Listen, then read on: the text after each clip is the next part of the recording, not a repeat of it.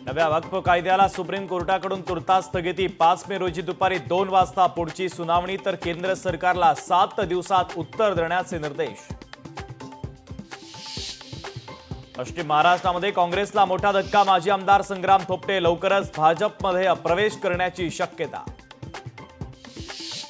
आता शाळांमध्ये इयत्ता 1ली ते 5वी मराठी इंग्रजीसह हिंदी भाषा ही सक्तीची। राष्ट्रीय शिक्षण धोरणाची राज्यात यंदापासूनच अंमलबजावणी। स्वच्छ शब्दात सांगतो, हिंदीची सक्ती आम्ही खपून घेणार नाही। राज ठाकरेंचा सरकारला इशारा। दक्षिण भारतातही हिंदी सक्ती करणार का? राज ठाकरेंचा संतप्त सवाल। घाटकोपरमध्ये पुन्हा मराठी आणि गुजराती वाद पेटला। मराठी माणसं घाणेरडी मच्छी खातात अशा शब्दात हिणवल्याचा मराठी कुटुंबांचा आरोप। गुजराती कुटुंब त्रास देत असल्याचा मराठी कुटुंबाचा आरोप। मेट्रो 7 मार्गिकेवरील महत्त्वाचा टप्पा पूर्णत्वास, तर मुख्यमंत्री फडणवीसांच्या उपस्थितीमध्ये 1.7 किलोमीटर लांबीच्या बोगद्याचा ब्रेकथ्रू। पुढील वर्षापर्यंत 150 मेट्रो मार्गिकेचं काम पूर्ण करणार, मुख्यमंत्र्यांचं वक्तव्य।